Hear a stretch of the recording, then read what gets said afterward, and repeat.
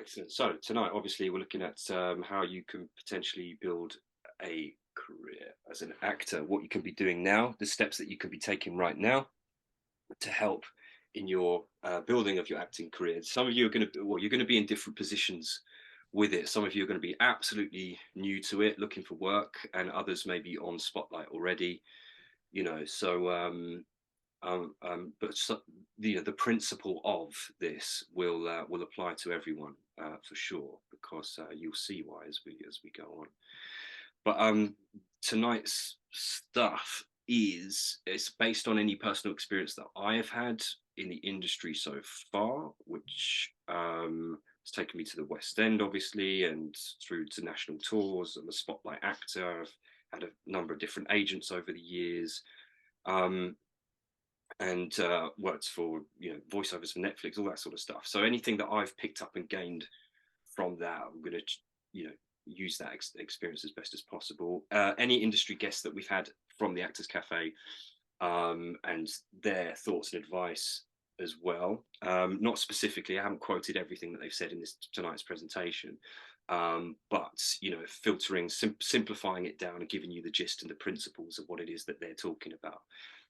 Agents as well that we've had from the past, casting directors, producers, anyone that we've had coming to visit us basically over the years, just sort of filtered that down and taken it from there really.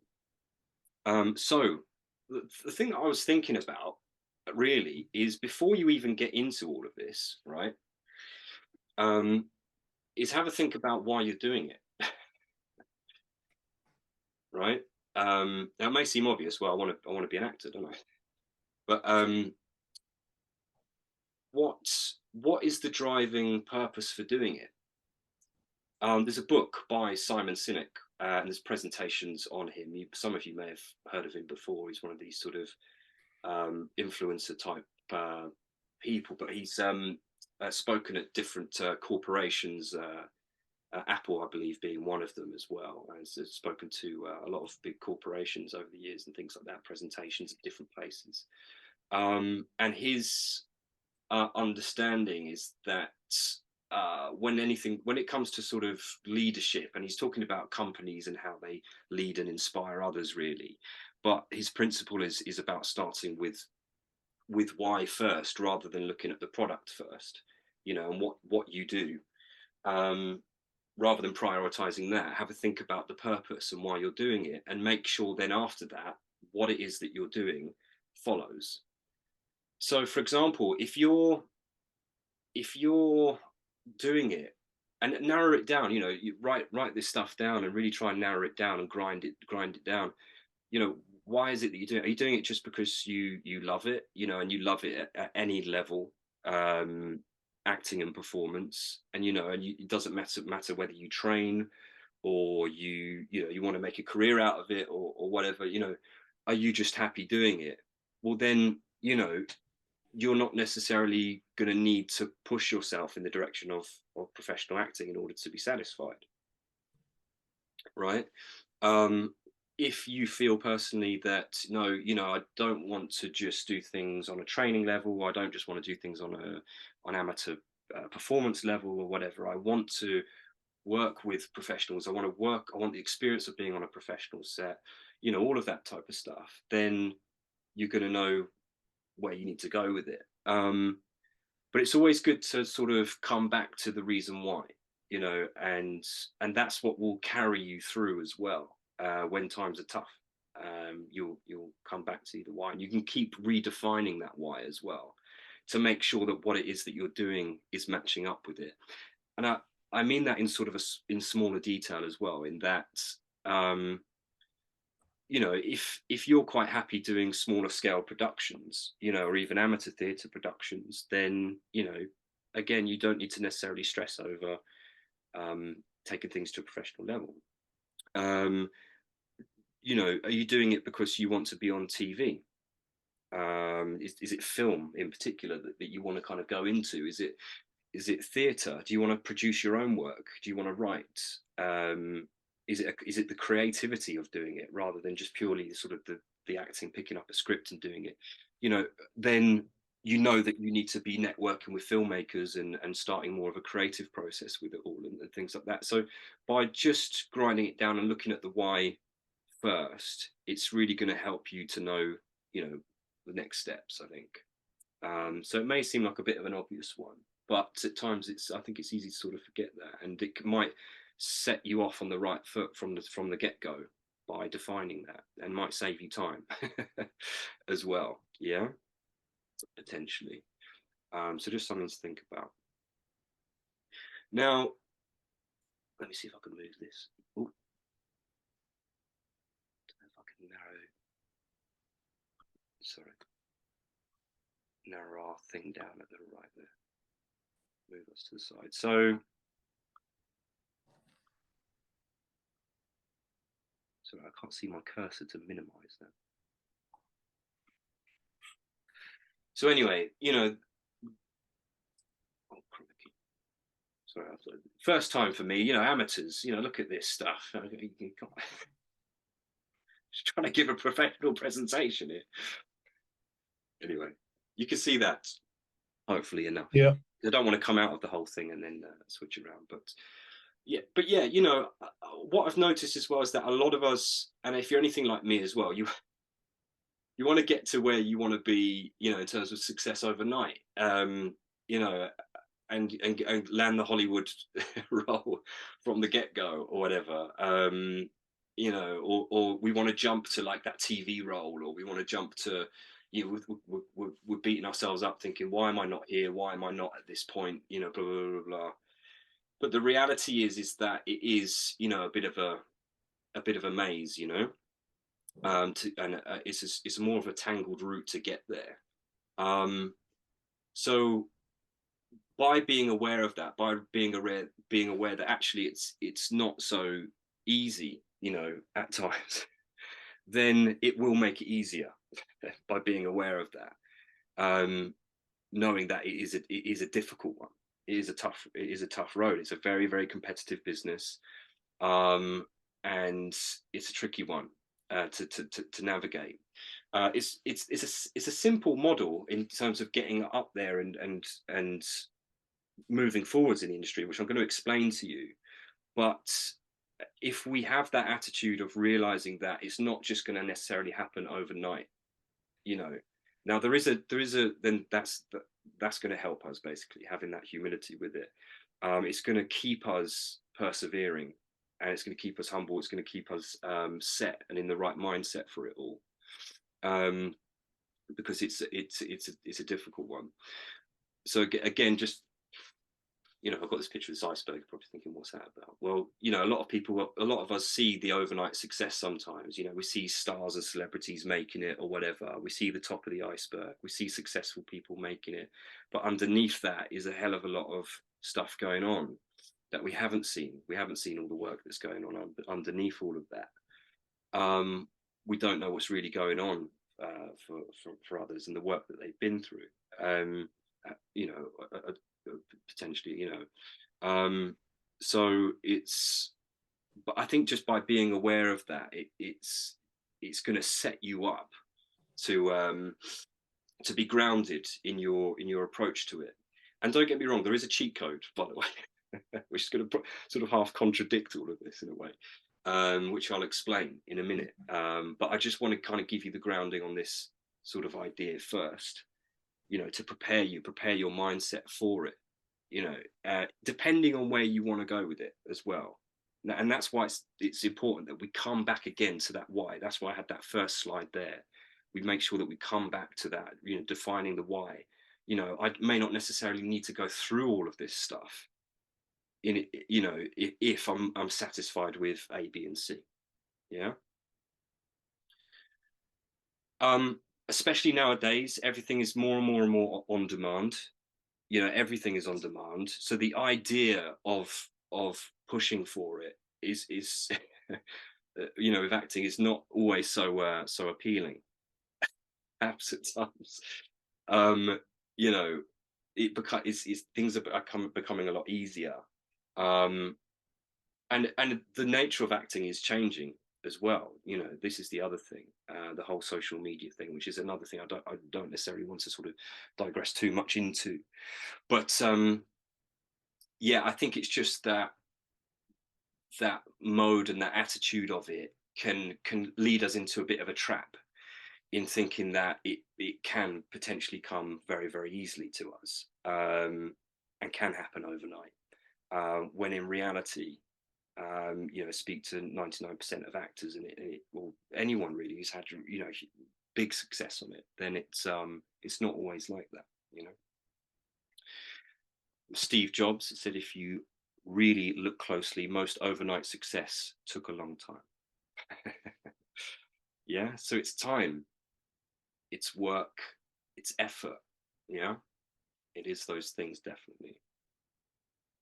Messi, I'm a big fan of Lionel Messi, and I'm a big football fan. So, but yeah, you know, it was he's, you know, got a similar quote that it took him, you know, a long period of time to get to his, you know, to get into Barcelona, and then beyond that, you know, and then the bottom of that, sorry, the top of that mountain was then the bottom of another one. You're then at Barcelona, then the work starts again. And I'm going to show you that model as well in how it works. Yeah, in just a moment. All right. When it comes to sort of working on this, and in order to help you to sort of think about getting cast in stuff, it's good to kind of think from the perspective of a producer, right? Just ignore the sort of little things that are on the side there, hire staff for production, all that sort of stuff. But just that idea, you know, that the producer who's sitting there, who's and the executive producers that are putting money into their productions, you know, they're investing a lot, you know, but depending on the type of production, but even on lower scale productions, people are investing their time, you know, they're putting their love into it, their passion into it, even if it's not for money necessarily. um so there's a lot at stake in a way for people, and people want to, as best as possible, get it right. And I suppose if you think that, you know, like for you, if you were auditioning for something, if somebody said, "Oh yeah, I've got a film that I'm you know, doing or whatever," you'd want to know what it is, what it's about, what potentially some of their credentials are, at least, you know, what have they produced before, if they produced anything before, you know, are they a weirdo, you know. You know, are they, you know, are they going to set you up, are they going to try and con you, is it, you know, all of that sort of stuff, you know. You, when you're auditioning for something, you're going to want to know something about the value of that particular person that you're auditioning for, even with no experience, at least for your own security and knowing where you're going with it, let alone somebody who's casting for some kind of, you know, production, particularly on a bigger scale. So it adds to that point that it's not so easy just to kind of jump into it. We have to earn the credentials to get into that position. We have to present our value. It's not just purely based on talent.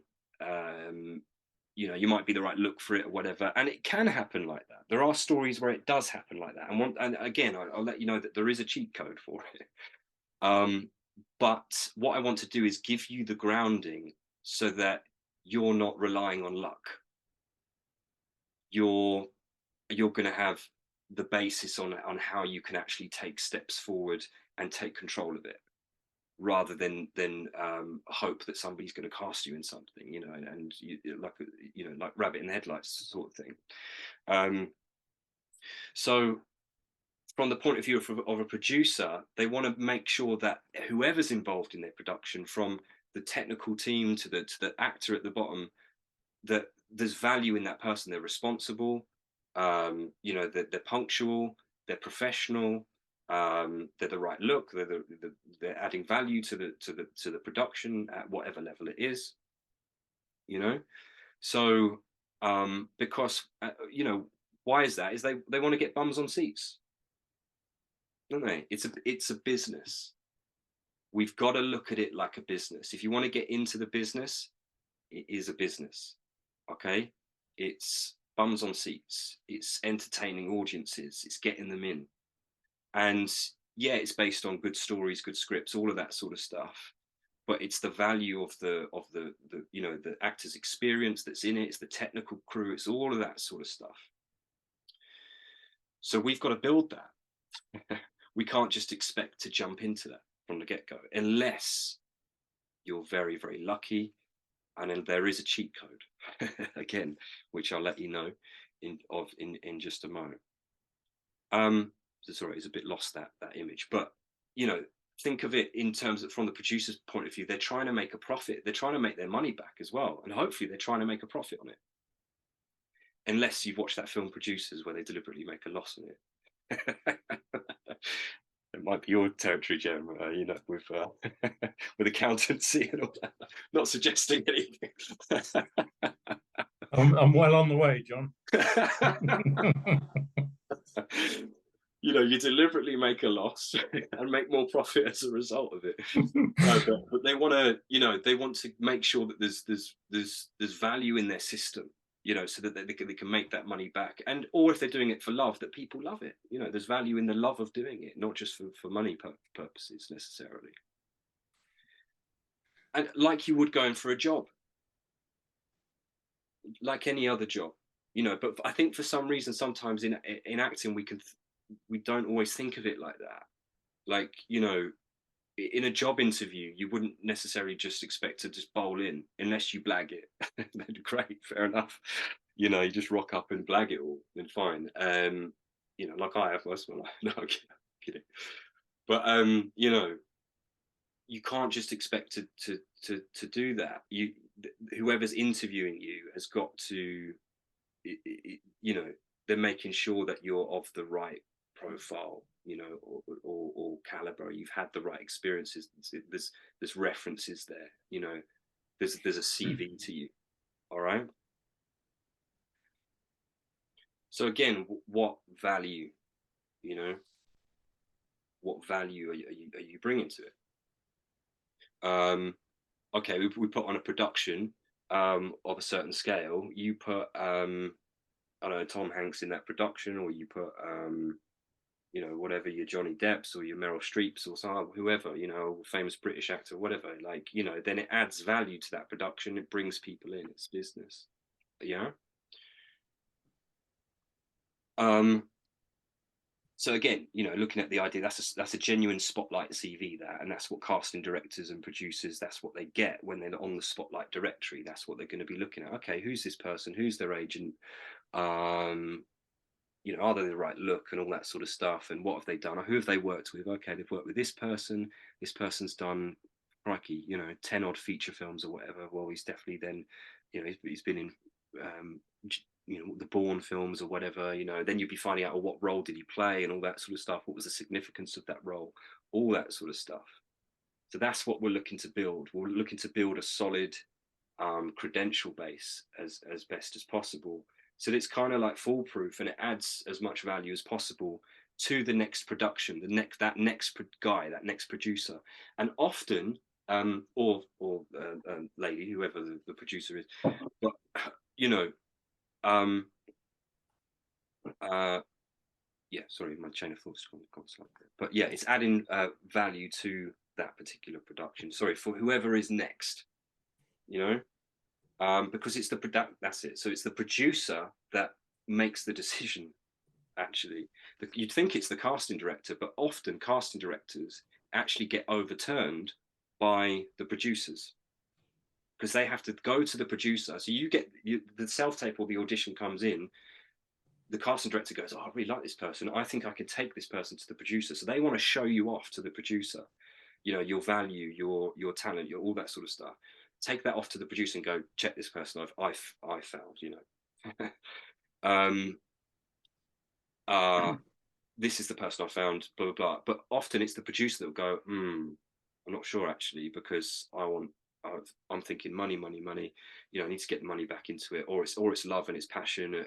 You know, for this particular production, it's not a money project, but I want to make sure that, you know, people are really into this, and I think this actor will actually represent that better. You know,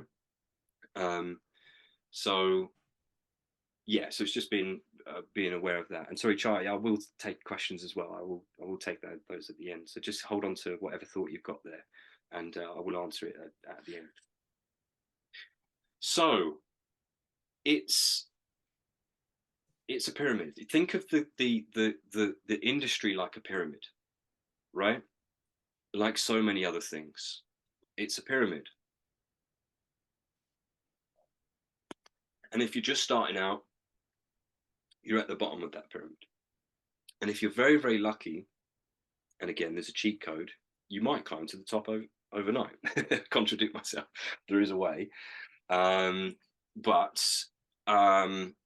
you know, if you like every other Tom, Dick, and Harry, like us, you know, you're the bottom of that rung, and that's maybe a sort of a gutting reality to kind of look at and think, crikey, well, I've got all those frigging steps to climb.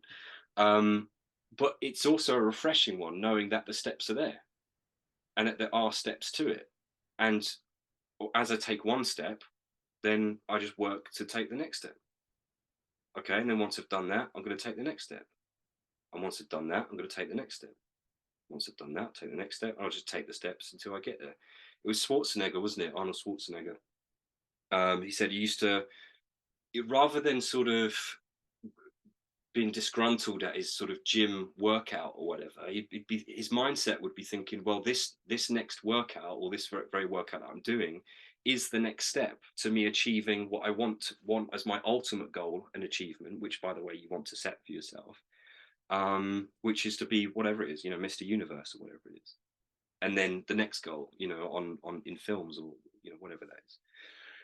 So each step is, you know, a refreshing token, if you like, and that's the way we've got to see it, rather than thinking, oh crikey, you know, I'm here and I want to be up there and it's such a long way to climb and I don't think I'm going to do it, you know. And if it does get tough, then again we come back to the why am I doing it? Oh, this is why I'm doing it. That's what's pushing me forward to do it, you know. So the map for that kind of works like this, and I've set it up like this, and it may seem somewhat obvious in a way, and it is quite simplistic in one sense, but often it's easy to kind of think to forget, you know, how it kind of works. But so again, bottom of that rung, what do you see there? Your student films, your short films, web series that are being done independently. Rather than thinking, right, I want to be top of that rung there, which is your film star Hollywood, James Bond or whatever. You know, why am I not there yet? Rather than grumbling about that, which is out of your hands and out of your control at this moment in time, unless you've got the cheat code, then you might as well start down here and take that first step. You know, why not get yourself into a student film? Get some experience behind that, with that first, because it's your student films that are going to help you to get into your short films, and your independent web series and things like that. And that is going to take you then to the next step, right? There is a mini pyramid within each level, all right, as well. So underneath that, you've got your smaller roles, you've got your supporting roles, and then you've got your leading roles, right? And within that kind of platform, taking on the smaller roles of student films are going to make it easier to get your supporting roles in student films or short films, to then earn you the placement into getting lead roles into student films and short films, and getting the confidence at that particular rung and at that particular level, right? But you stack those chips up, if you like, at that level, then for the producer who's then working on an independent feature, who's got some cash in it, you know, or is producing something at a fringe theatre level with some wonga in it, then they're going to value that person who's done 5, 10 short films, as you've just seen on that person's CV just a moment ago. If we go back to it, where were we? Just here, 1, 2, 3, 4, 5, 6, you know, whatever, 10 feature films, earns you the next level, right? So we can't as well just expect that, okay, we do one short film, we do one student film. Oh, yeah, okay, I should be, film star Hollywood level now. Come on, give me my foot through the door. I should be there by now. I've done that. No, we've got to stack it up. We've got to earn our way to it. And if you see it, by the way, is that the E is like the top of that pyramid, and the G down at the bottom. Obviously, there's more chips at the bottom, which earn you the next lot, but there's less of those, because they're worth more, but there's more of them ready to give you value for the next level, ready to give you value for the next level, ready to give you value for the next level, So we have to take those steps. We have to think, right, okay, don't just think, well, my advice would be that not to think, just doing one short film, one small role in a student film, and then blah, blah, blah, blah. I would do, if possible, do 5 of those.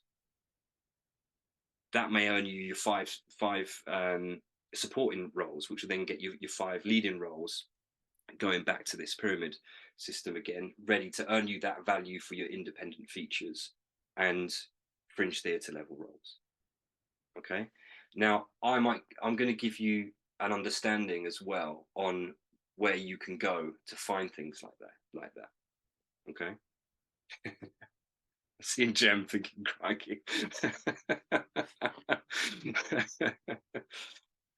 By the way, you may be very lucky and you may do one short film, one independent, or even go straight into an independent feature from the get-go, from your show reel, and then you're on Spotlight within 6 months, and blah blah blah. But what I'm trying to do is give you a foolproof way and a grounding of giving you the steps of doing it. And it's not unreasonable to get onto Spotlight with those kind of build up of credits within 2 years. As you can see on that third level, I've written 2 years there. Now it takes 2 years to do the training to attain your Spotlight level, but you may, by chance, achieve it sooner by getting those independent features and working to get yourself out there from the get-go. And that's why it's crucial. That's why I've been pushing to everybody and say from those intro sessions, it's important to get your show reel together, from the get-go, so that people can see something of you, so that you've got something to get yourself out there. Even if you think, oh, I'm just not ready, I've only done one term, blah, blah, blah, I would grab it, do it, so that you can at least start working your way up there. Yeah. Now, there was someone from the Actors Cafe who did it a lot quicker than this. They, within one term, and within 6 months, they had already got onto Spotlight and landed an agent. Right. So they did it a lot quicker than 2 years. But I'm giving you that as a sort of a whatever, a rough kind of estimate of what it could potentially be. So then you're on Spotlight. You've got to that point, and again, looking at that second level, you've got your small. There's a pyramid within a pyramid, if you like, or steps within steps. So you've got to get a hand on the small roles, supporting roles, and the leading roles. Build up through that. Don't just think, right, okay, I've just done one feature film, blah blah blah. There's no reason why you can't chance it. By the way, there's no reason why you can't ask. Okay, I've done an independent feature film, I've done one short film or whatever, any chance you take me on, agent, or whatever. There's no reason why you can't ask that. But the more value that you have, the more credentials that you build up, the more foolproof you're going to become. So after that, you then want to try and, again, if you look at it underneath the TV commercial small scale theatre tours part, again, I've written small roles, supporting roles, leading roles, because there's no harm in taking on a small role in TV, or small scale theatre tour of some sort at that particular point, in order to lead on to the supporting roles, to then get onto the leading roles, which will then earn you your next level. Okay. So it's not impossible within a few years' time to potentially get to that point. Someone did it from the Actors Cafe within six months. They did it a lot quicker than that, but within a few years it's possible. So it may seem like, oh, crikey, I've got to get through all of this stuff, but these things can be done quicker. But again, I'm just giving you sort of a balanced view on kind of and a grounding way or a grounded way of getting through that. Yeah. So once you've done that, you've built up your value in that. Then you're looking for your main TV role, Netflix, all that sort of stuff. Again, with smaller roles, supporting roles, leading roles, your #1 theatre tours, you know, which are your bigger West End things, and you know, whether it's a straight play or a musical or whatever it is. Yeah. And films, you know, BBC dramas and all this sort of stuff. And again, you build up at that level, smaller roles, supporting roles, leading roles. There's no reason why you can't take that to Hollywood. Say, how about it? And there's no reason as well why you can't chance it from the very bottom rung, if you like, from right down at the bottom of the chain. Sorry to put it in such sort of, you know, blunt and almost crass terms, if you like, but you know, it's just as for ease of explaining it. There's no reason why you can't sort of chance it at any point, but I'm just telling you what's in the eyes of the producer. And again, looking back through their lens, what are they gonna go for in their production, you know, in order to guarantee the value to their particular production or whatever. Yeah. And that's what you want to be kind of foolproof. But if you're willing to take that on, and again, looking at, you know, the pyramid, thinking, right, okay, it's a lot of steps, maybe it's a lot of work, but okay, but they're just different steps. Okay. That's all it is. So it's a long road. It is a long road potentially, but it can be shorter. It can be shorter in that it's proven that it can be quicker. But you know, if we're prepared for the idea that it's steps, you know, but it is potentially a journey and a longer journey as well with that, then we're going to be able to have the right grounded mindset. You're not going to get sort of 5 minutes into your career and then think, oh no, I'm not going to bother with this, you know, because it's too much hard work. You know, you're aware that there's steps to it. There's a process to it, you know, and it can potentially be a longer road to it. Then okay, my mindset's ready for that. I'm ready for that to come, and I'm up for it. Yeah. Also having the view that okay, let's enjoy that journey. Again, going back to the Arnold Schwarzenegger,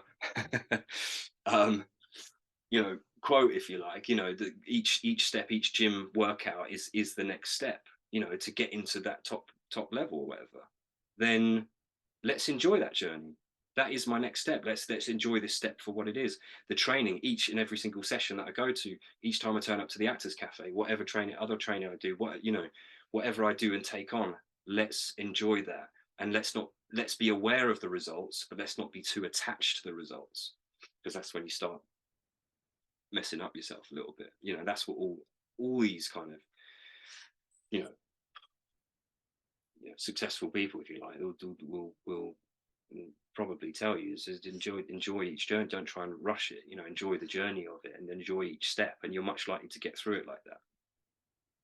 Sorry, I know I'm giving you a bit of a pep talk, I know, but I just want to sort of prepare your mindset with it as well. Yeah. Sorry, the reason I got this in there is because again, it's just reiterating that point that we can't, you know, this is from Super Mario Brothers for anyone who's played that in 8-bit form, no less. But you know, we're like Mario, and we were looking to take on that boss, you know, but we can't expect to just get to the end level and take on Bowser straight away.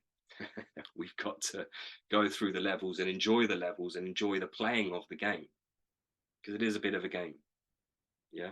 And actually, if you see it like a bit of a game, it's actually going to be then more enjoyable, because you'll see it for what it is, which is kind of just a game. All actors on a stage. So is the quote.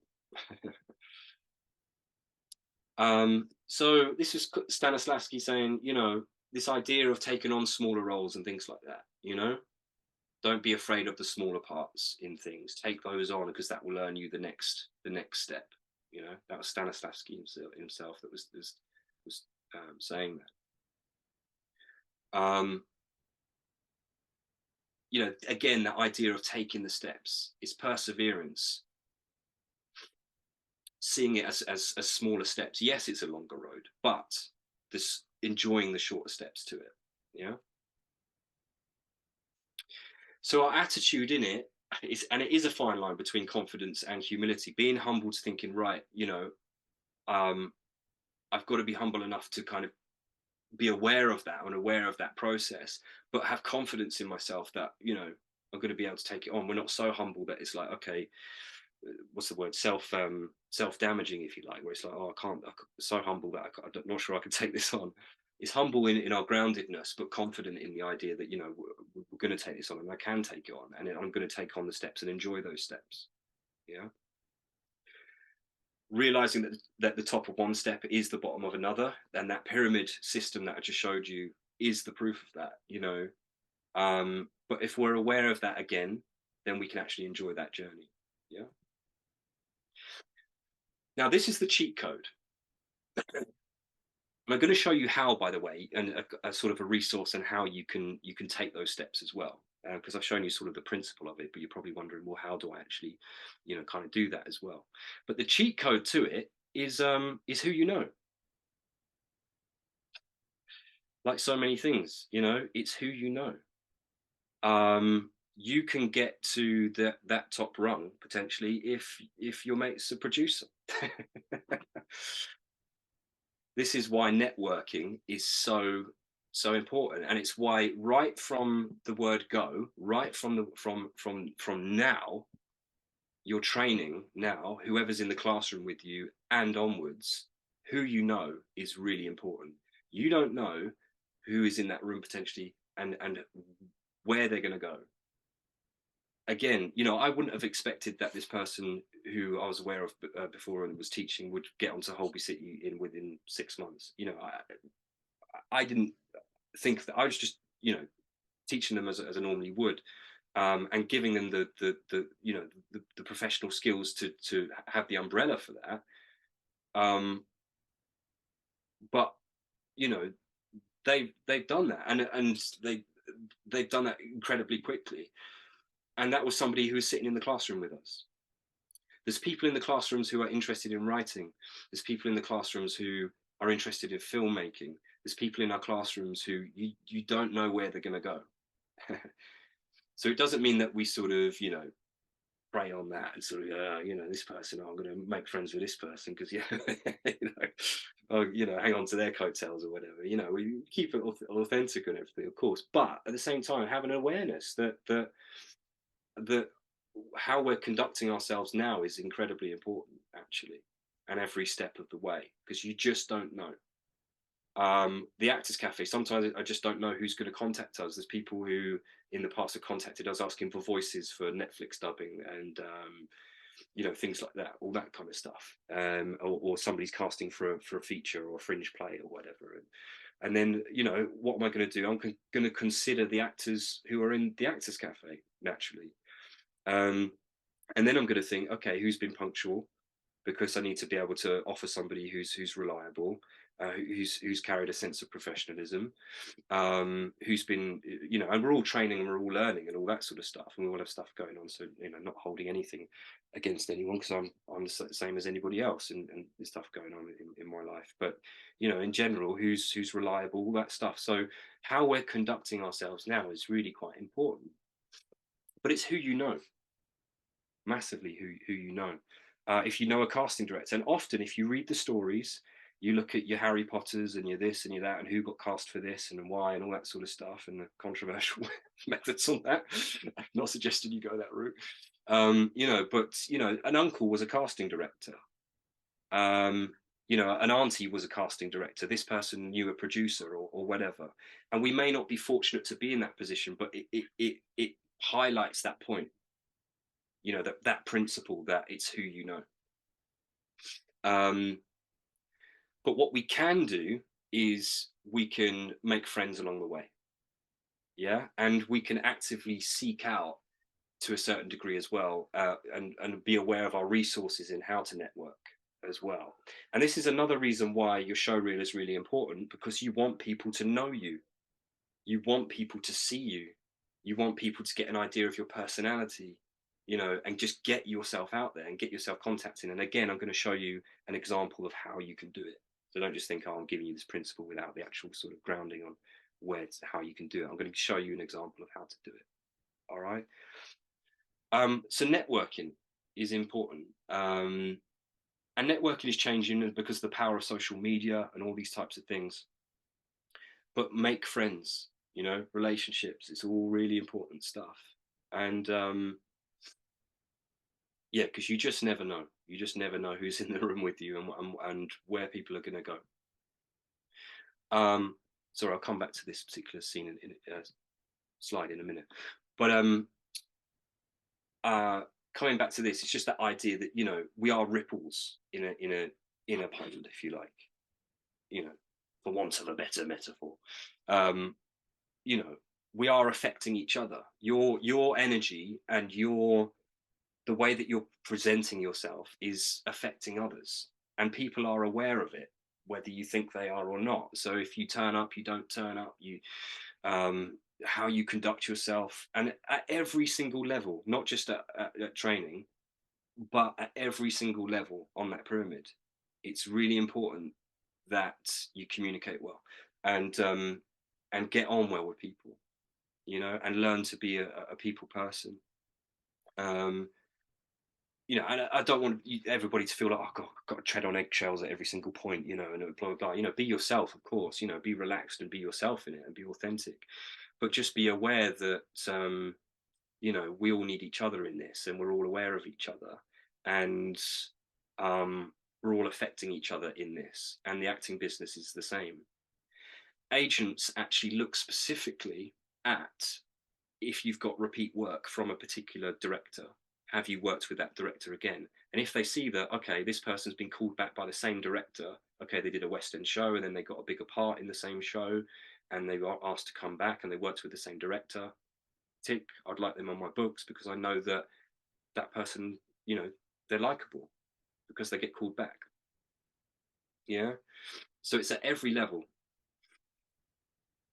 And again, a networking has changed, and this is the benefit of a show reel and getting our CVs out there, getting ourselves out there, social media, all that sort of stuff.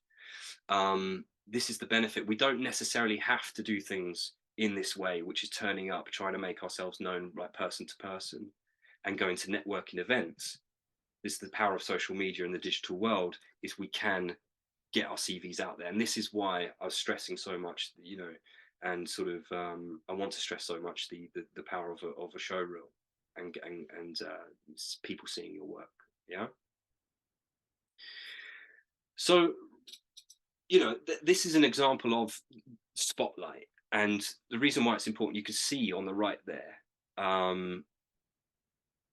there's links to agents, there's links to casting professionals, and you want your show reel developed over the couple of years that you're training or whatever it is, and getting your best material out there, ready to show these links that you're going to get once you're on the Spotlight directory that you're working towards to earn.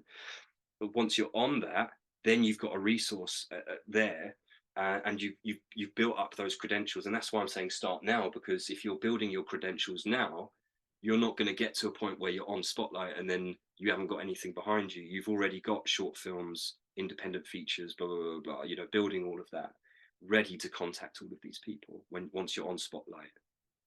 And that's what Spotlight gives you. It is the most sort of powerful casting directory in the UK, one of the most powerful in the world, actually. It's quite unique because I don't think it's quite the same over in America. Even it's quite unique to the UK. So it's a really good thing to get onto, because all casting professionals, that's where they go to usually when they want to cast anything for professional productions, right? This is what I'm talking about with the digital world now. So make use of that digital world. Use social media. Look at your Facebook groups. Go into filmmaker groups. Show them your show reel link if you've got it up on YouTube. Just contact them. To contact a filmmaker, go into do a search on Facebook. Type in filmmaker groups or actor groups or whatever it is, and you've got something to show them. Hey, I've just finished my training, or just done 6 months training at this place. I've got a show reel now. I've noticed that you're in this Facebook group, and I've seen some of your work because I've seen your links to it because you're on Facebook, obviously. Here's my show reel. Yeah, and then that's going to help you to get your work. Film festivals. There's film festivals out there. Hertfordshire Film Festival, London Film Festival. There's film festivals pretty much in every town and county, actually, if you do the Google research. You've got a digital asset there. You've got your show reel, you've got potentially your CV as well, which I'll just come to in just a sec, to show to people, to contact these people, yeah, and get yourself out there to do it. There's actor networking events. There's purposely made actor, networking events out there. Things like Actors Expo. If you Google these things, you'll find, you might have to pay a fee for it, or 20 quid or 30 quid or 50 quid or whatever it is, to get in. But then you've got access to a network there, another network that opens up for you, and you've got your business card, you've got your show reel, you've got your training behind you.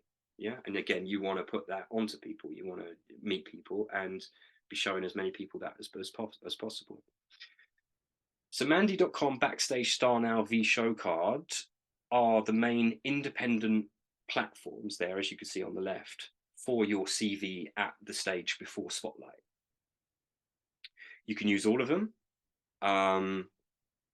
but Backstage, Star Now, and Mandy.com are owned by the same company.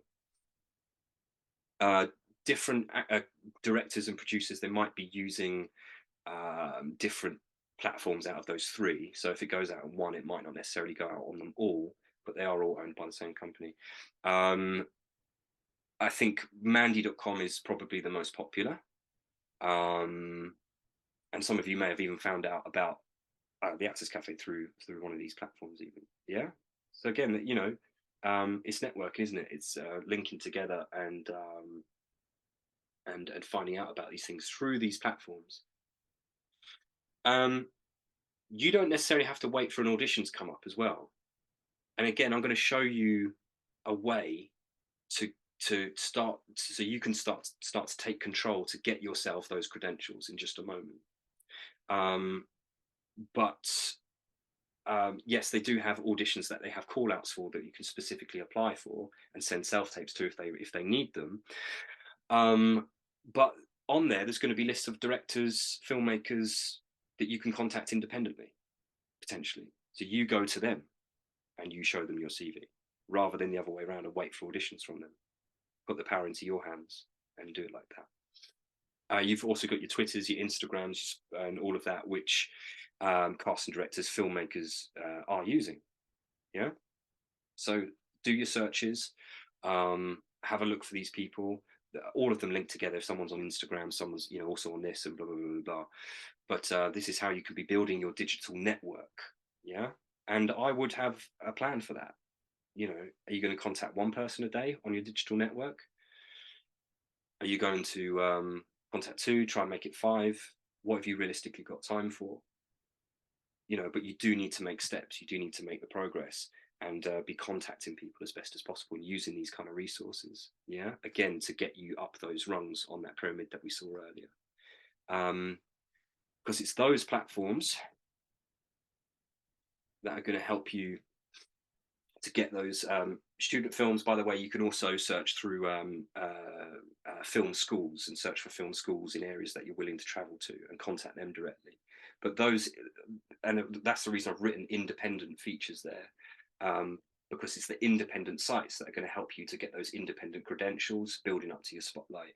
Even once you're on Spotlight, you might fancy still being part of independent productions, because there's always a chance that they might do incredibly well, even though it's an independent feature or production in some way. So make friends with people, it's it's important stuff. Okay, so I'm going to show you an example, and I won't keep you too much longer, but I'm going to show you an example of something that I did literally within a few minutes, right? So once you've got those resources, like I've just shown you a minute ago, looking at film festivals and blah, blah, blah, wherever you go to. So this is the London Film Festival. This is BFI London Film Festival, which is a networking event in itself, by the way, and is a host site to different people's films that you can look up at, and by the way, look at who's directing them and all that sort of stuff. I went onto the BFI London Film Festival website, so I searched for London rather than a specific county, but you can look at a county if you wish, or wherever you're locally based, or both. I clicked on films and events. Clicked on shorts because I was imagining that, you know, we're at that bottom step, if you like, and I want to try and get at least a small role or a medium role or something in a short film. And it takes you through to the short films. There's then different subjects on those. So let's, for the fun of it, look at ritual and magic. And there's this one that's called Flowers that came up. And lo and behold, look at that. If you look down, you scroll down, you'll see the director's name right there. Okay, which I wouldn't try and be brave to pronounce. Dumas Haddad. You know, so there's the director. And look below that, what you see is the producer. Let's remind ourselves of the producer again, and the producer sitting in the background, waiting to see, you know, what value someone's going to add to their production. So I know that the director is Dumas. Okay. Now, I don't see their contact here on their website. So, you know, on this particular website. But what I did is I Googled them independently and I found this person's particular website. And what do you see at the bottom? His personal contact, dumashaddad@gmail.com. Now, I don't need to wait for an audition. I've already sought somebody out within 5 minutes. You know, and I've got myself a network link there potentially. Digitally, I haven't had to go to a networking platform. I've done it from the comfort of my own home. I haven't had to wait for somebody to cast me in a production necessarily. I've sought this person out. Now, what I'm going to do is I'm going to get their email and I'm going to send them my show reel. And I'm going to contact them. I'm going to watch their film because I don't want to go in blindly necessarily. Although you can just sort of blanket email, but it's much better to go in and say, I watched your film and I liked it. You don't want to criticize it. Say, I'll suggest you do this, you know, unless you get to know them a bit more. It's terrible. Yeah. You know, maybe there's something in it that you like, and find something in it in particular. What did it do for you? Did it transform you as a person when you watched it? Did it move you? Did you cry when you watched it? You know, for good reasons. Did you you know, did it move you? Whatever, and tell them that. So I watched your film; it really moved me. You know, actually, that moment in that scene, it brought me to tears. I absolutely loved it, and I was really inspired by it. Or if not at that sort of deep level, what was it about that particular production that you liked? Tell them about it, because they love to hear that.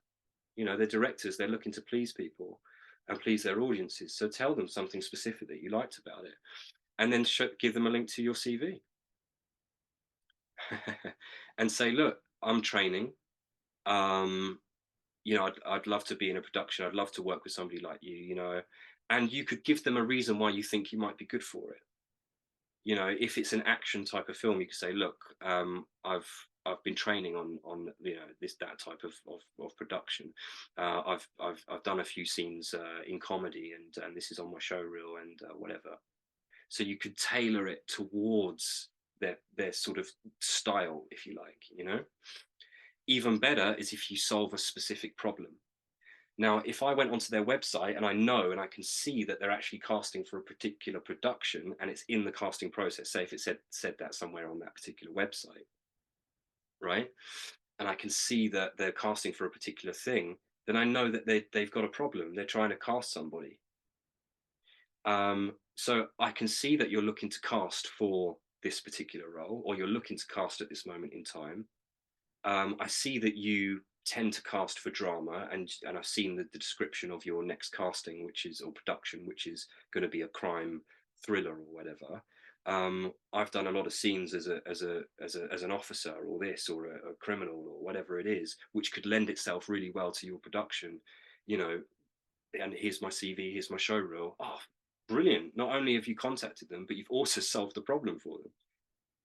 They may not even need to put that casting out there because you've already nipped it in the bud. before it's got out there. So that's a way that you can get in before it even goes out there, potentially, by doing this kind of work. Now, that's just one film, one director on one website. Now, if you use all your resources, you go through all these different things, your Facebook groups, your this, your that, then you've got a whole plethora of opportunity at your disposal to digitally create your network and start getting yourself out there. And yes, it takes work. Yes, it's steps, but you know, that's how you can potentially get yourself out there and get and land those credentials. You know? So that's it. Oh, and by the way, you probably just in case you're wondering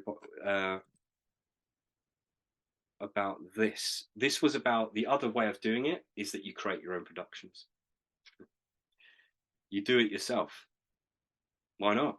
And nowadays, you don't even have to. There's so much talent out there. You don't necessarily even have to be you're probably thinking, oh yeah, right. But I don't know how to film. I'm not a filmmaker. I'm not a script writer. I'm not a this. You don't even need that necessarily. You can just put something out on a Facebook group that, you know, I've seen posts out there that, you know, I'm an actor. I'd really, you know, I'm looking to kind of put a production together. Any filmmakers, writers out there that are fancy putting something together? I haven't even got an idea yet, but I'm sure you're going to get people potentially, you know, who are actually going to say yes to that. As you say, you know what? Yeah, I do want to put something together. They like your show reel again. Here's my show reel. Anyone want to put anything together? Worst that they're going to say is say no. Or they don't watch it or whatever. Then fine. But sometimes you don't even need an idea to create your own production. Other people may do that for you. You just got the intent and the willingness to do it, and the people to potentially contact, and they'll do it for you. Or you have a concept. I'd really love to do some sort of sci-fi. You know, I'd love the idea of that. And genuinely, you know, I'd love to do a sci-fi production. So, you know, anybody fancy it? Or I've got this concept. I'm not a script writer, but I've got a concept. Is there any script writers out there in this particular Facebook group that would be up for just drafting some sort of script and putting that together? Yeah, I'd love to. You know, some may say no. Some may not be interested. Be like, oh no, thanks. But there may be people out there who do that. So you can create your own productions, right? Without actually needing an idea. But if you are a script writer, if you learn something about script writing, learn something about filmmaking and all the processes that go with it, then, you know, you've got all of that at your disposal as well, which is a whole other session perhaps. But, you know, again, before we finish off, you know, go back to your why. You know, work it out. Why are you doing it? Work out your purpose for it all, because that's what's going to keep you going through. And then, you know, take it from there. But I hope that makes sense and is helpful in some way. So I'll open it up to questions. Let me just try and get off of this. 1 second. So I've just jabbered on for a good hour. So, listening to my dulcet tones for an hour. So let's hear something from you if you like. Is there any questions? John, just a quick question. Can you show me that actor CV? Because I've never seen an actor CV at all. Yeah, sure. Yeah. And would you be able to highlight on the actor CV, like you've shown us a model, but is that the kind of thing we should be doing ourselves in that format, or should we be slanting it slightly? Yeah, you mean with like that pyramid system? Well, it's more the case of, cause I noticed this guy, like you've had the production, he's done like a truckload of stuff and production and stuff like that, but clearly we're not in the same league since we're all starting out, hopefully, I guess, anyhow. Maybe some of you guys are a bit more advanced, I don't know. But you mean with that guy's CV in particular? Yeah.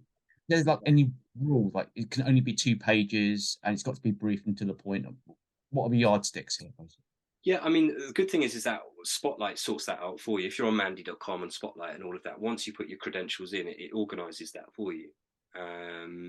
So when you look at it, we go back to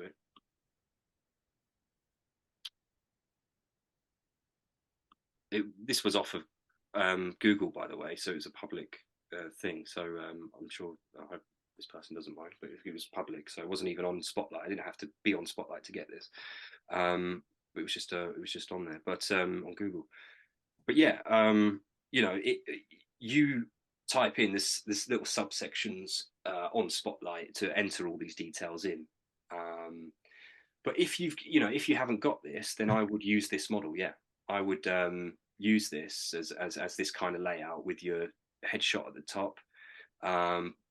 Put an agent in there if you've got one, or if you're self-represented, you could put yourself up there with your own address, as long as whatever details you're happy to share publicly, of course, or whatever, or whoever you're sending that to. Your height, weight, all that stuff, eye color, blah, blah, blah. I mean, they'll see a lot of that from the photo, but it's good to just add that anyway. Credits you could do. Often it's good to just put what you're currently doing at this moment in time up there. If you're training or you're working on something, or what you've just done, whatever it is at whatever level, it's good to just put that at the top, so that's the most recent thing, and then you've got the credentials there. Sorry, it's not a thing that I can scroll down on, but yeah, I would use that layout there. But what if you're on Spotlight? How would you get that kind of layout? You just have to manually do it yourself, or is there a way on Mandy of doing it, or Backstage or Talent Talks? Yeah, there's a platform. So like you would, like on my website, where when you apply, you add in your birth name, all of that, your age and whatever it is, email.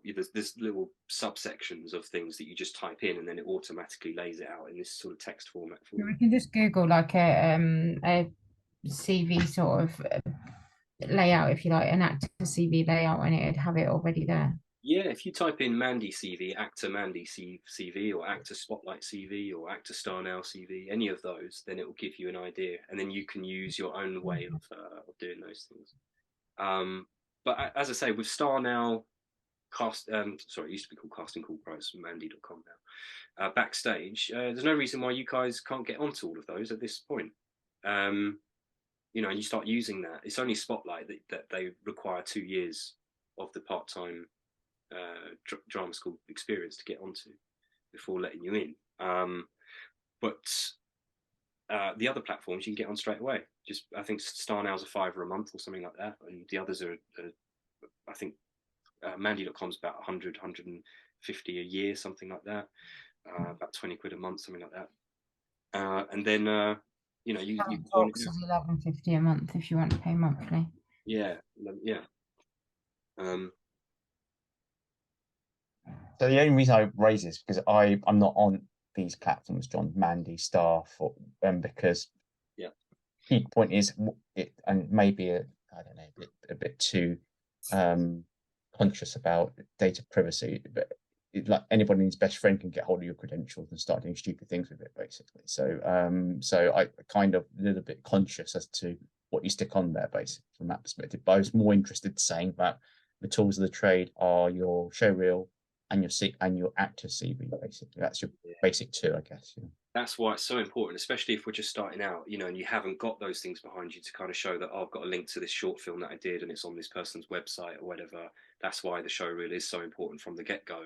So it already appears as well that you are an actor of some status as well, because you've got a showreel, which you wouldn't normally have unless you've done the films or whatever. And it's, especially if you're doing it in a way, even though it's whilst training, but it would make it look as close as possible to being as filmic as possible, and all those little cheats and techniques to kind of blur out the background a bit and make the lighting as good as you can, all that sort of stuff.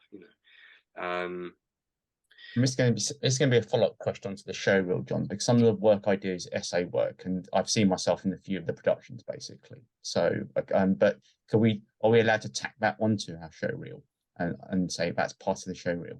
You can, if it's a featured role where you're speaking in it for more than a few lines or so. I'd say you don't want to do.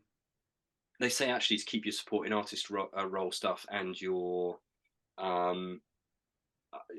other acting work separate, and use that for experience, for your own personal benefit and being experienced on a professional production, but it won't necessarily count towards sort of professional productions.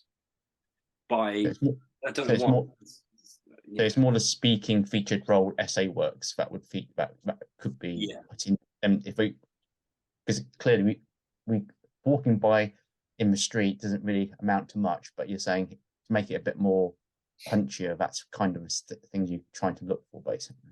Yeah, and I'll give you a little bit of a cheat here as well. And this is from a casting director himself, who said that you shouldn't lie on your CV, okay? And I've never done that, but you can, for the purpose of your CV, bend the rules a little bit. So you can flesh it out a little bit. You know, if you've played a small role, if you've done, you know, like a couple of lines in something, and it wasn't necessarily a featured role as such, you know, it wasn't a named credential, but you can flesh it out to look like a named role.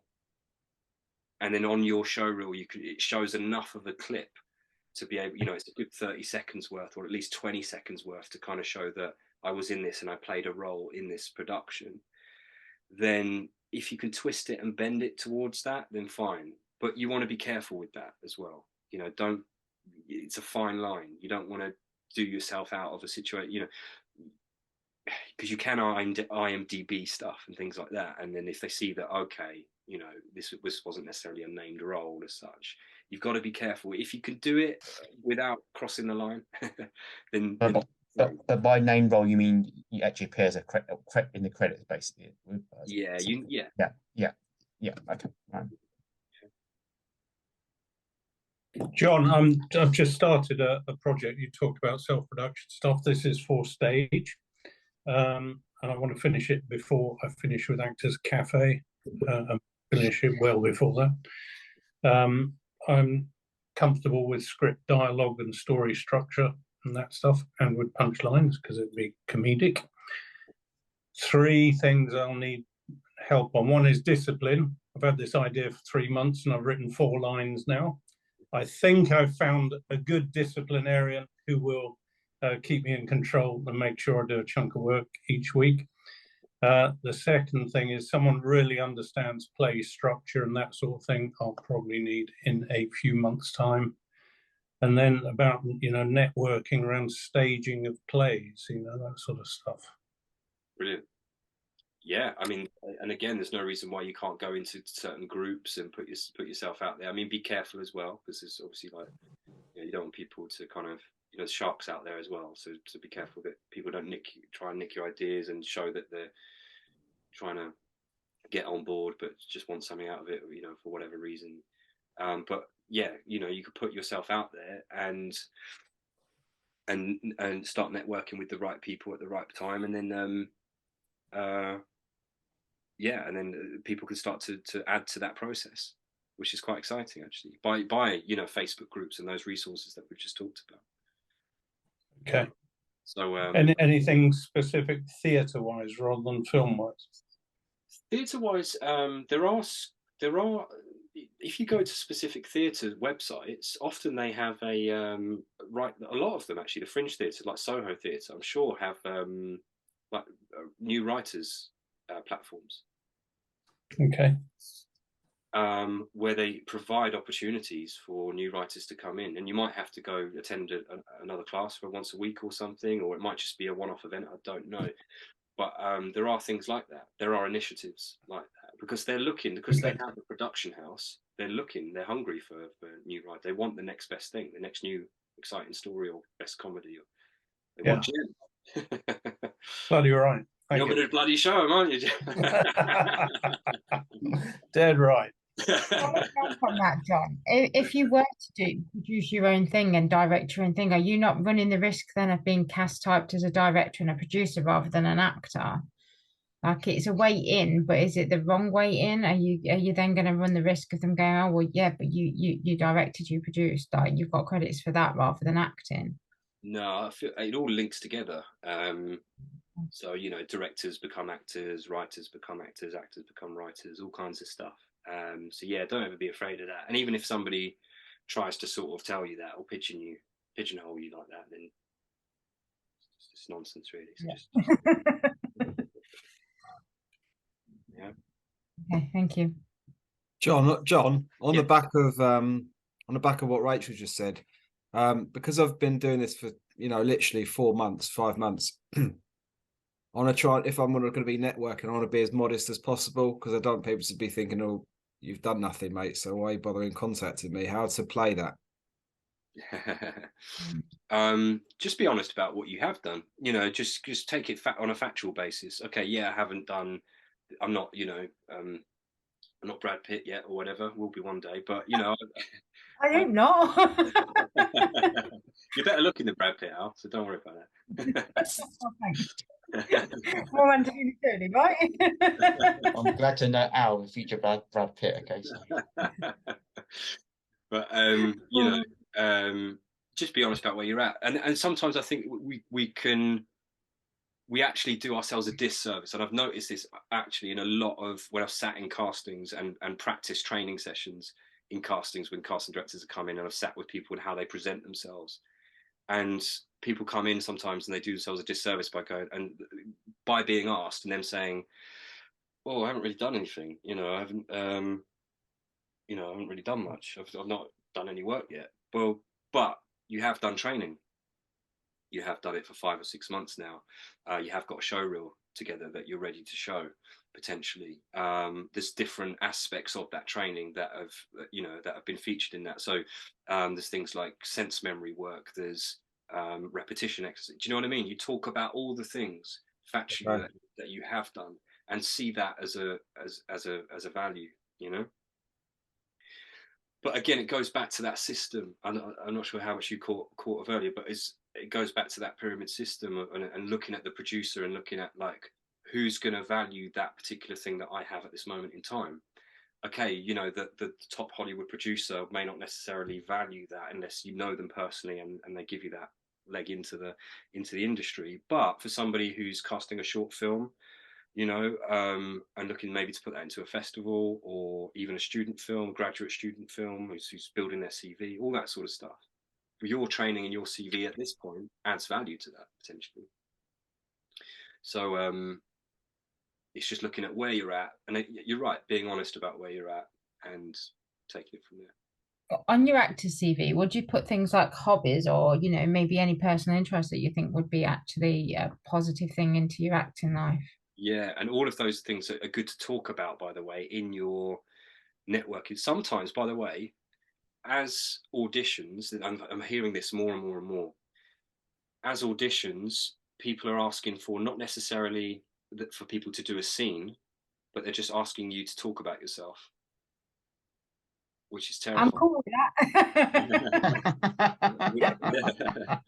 Yeah, I mean, I'd be like, but it's in those moments that you talk about your interests, your passions, you know, even the things, silly things that have happened to you that day, or these just, you know, within reason. We don't want to digress too much, but you know, talk about your interests and things that you're passionate about, and films that you've seen, and skills that you have, and extra things that you can add to your CV. You know, so it's looking at all the things factually and seeing all of those things as positives, rather than seeing the things that I'm not there yet and I haven't done this yet. No, this is what I have done. This is where I am at with it. So this is what I've got. So can I ask one more question, John, before I tune off here?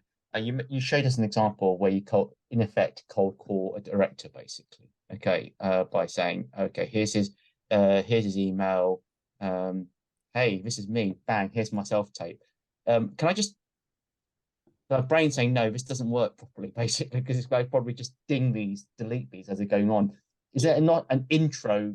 Is it almost like you're have to have an intro email before you bang your self tape to him, basically, because he knows you no different from Adam, basically. Well, this is coming from a casting director themselves. Oh, sorry, no, this is yeah. This is an agent who said this themselves, you know, and sitting behind in an agent's office, you know, and I was an agent, by the way, at one point. I worked for a cooperative agency, Actors Creative Team, and seeing it happen, you know, and receiving the emails. People know what you want, you know, they know that you're looking to get on their books and all of that sort of thing. But so to just go for it straight away and just keep it short and sweet, but interesting. You know, don't send a whole life story or whatever. Just, you know, here's my CV, here's my link, but do try and solve a problem for them. if you can, take on board what I've said earlier about that, and try and solve a problem for them on that agency or for that production or whatever it is, by doing your research. Tell them something that you're interested in or what you're about. Tell them, you know, but keep it all short and sweet, and then give them your link, and that's it. There's People more of a don't- short, sweet, like a cover letter, very short and sweet, which ideally solves something which Yeah. they want, rather than pure cold calling them, which would be annoying, basically. I would have thought, Yeah, the more that you can. I mean, sometimes people just do a short sentence and then bosh, here's my link, and I've seen that as well, and that can work well as well. But I think it's nice to have, you know, at least a few, yeah, a couple of paragraphs or a few paragraphs, something about your interests, what you're about, something about them that you've recognised, and you showing that you've done the research about them and that agency and what you're about, or that production and what they're about and what their interests are. You know, you've taken genuine interest in that. And if you've got something to share with an emotional connection to it, like I said earlier, like I saw this and it brought me to tears. I was really actually genuinely inspired by your film, your short film. I watched it for 10 minutes, you know, and most of them are what, 5-10 minute short films. So that's why they're called short films. Yeah, genuinely, like, okay, there's something in it that I loved, and I've watched in it, and I want you to know that. And here's a little bit about me, and here's my link, and that's it. I'd love to work with you. I've seen that you're casting for this production, or if not, then I fancy contacting you as a director. I think you're someone that I'd really love to work with, and you can give a reason why to that as well. And then leave it as that. I think it's good to back it up with a reason. Know the reason why you are contacting them. You know, just a short sentence. You know, I've seen your website and I like it because I saw your work and I really liked it because, you know, I'm contacting you. We were discussing in class last night, John, about the word why. So it was funny when that book came up, and that's why I was laughing if you see me, because I was talking to Lati about, you know, for me, I've always asked why. It doesn't matter what, you know, if somebody went and stole something from the shop, I'd be asking why. I wouldn't just be like, you know, mad and furious and be like, that's the wrong thing to do. You'd be like, well, why have you done that? You know, I don't know if that comes from, you know, having autistic children or what, because obviously I have to understand quite a bit of how their brain works, but I always ask why. And I think it works really well in acting because we're constantly saying, well, why did the character do that? You know, so, you know, it's relaying that everyday life into the acting world. And, you know, you saying like, you need to know your own why. You need to know your why you're contacting the director. You need to know your why you want to be in that film. You know, it pops up all the time. So, Great, you know, great, well done. Yeah, so you've already in that mindset, and I think that does help. You keep it all short and sweet, keep it simple, but do back it up. Yeah, I think that's a good way of looking at it. And again, if you can solve people's problems for them, then you're onto something because you're saving them time, effort, you know, all of that. Yeah. right. Good luck. Yeah, it's worth Good a luck. read, is it? Sorry. That book you put up at the front, is it worth a read? Definitely. I mean, yeah, go for it. Have a read of it. You could get the gist of it by looking at a presentation. He talked about it on TED Talks. So there's a TED Talk if you want to be lazy with it as well. Just have a look because he explains the concept of it. So have a look on there. Yeah. Thank you. Yeah. Any last questions?